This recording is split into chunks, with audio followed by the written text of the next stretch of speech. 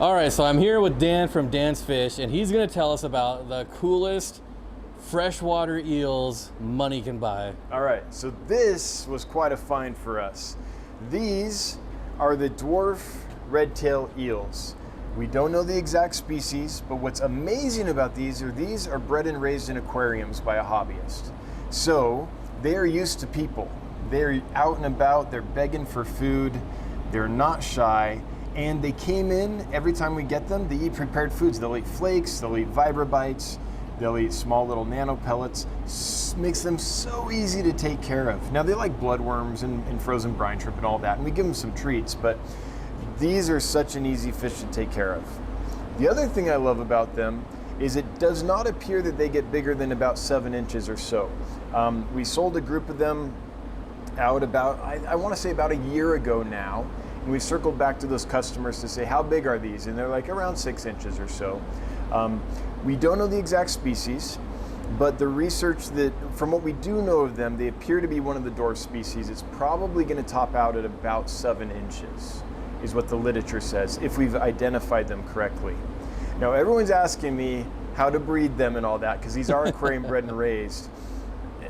They are not sharing their secrets. No, why would you? This is a code they've cracked. This is like a side business for them, and they're not going to be telling people how they breed them. So I don't know.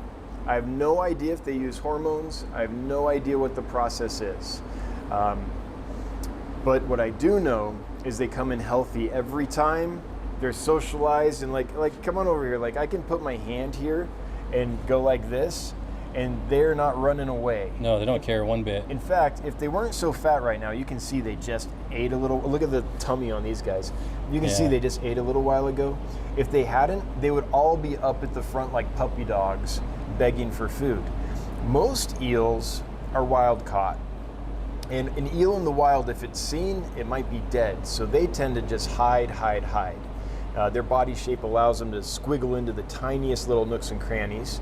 And they're kind of like some of the loaches in that way. They just want to go wedge into something safe and hide and wait for prey to come by. Most of the eels, when you get them, they're super shy. You hardly ever see them. They might come out for feeding, but that's probably the only time they'll come out. Now, after a long time, they'll probably acclimate to your presence. These, from day one though, they're out, they're begging for food, they're not shy at all. You see them, they interact with you. To me, it's like a wet pet that's a manageable size. I like tire track eels, I like fire eels, I like peacock eels, I like all those beautiful critters, but they get so big that they're nigh unmanageable for the average hobbyist. You really do need a big specific setup for a lot of those critters.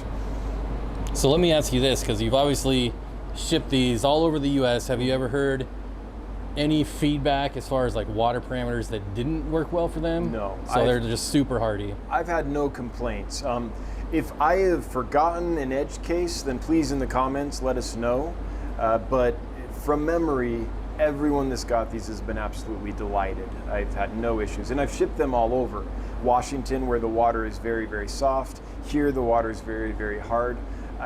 We've shipped hundreds of these now, and no complaints. Everyone seems to really like them. So I think that they can adapt to whatever you've got.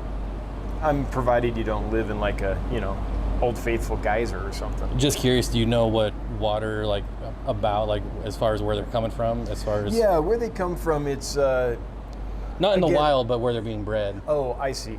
Yeah, it's fairly soft. Okay. I don't know the pH, but it's fairly soft. There you go, guys. You can narrow it down a little bit where they come from. Yeah. Well, they're so fun, to just sit here and watch them. Like, obviously they're full and not cruising around right now, but one of the things I was always surprised about the last couple of days is just how active they are.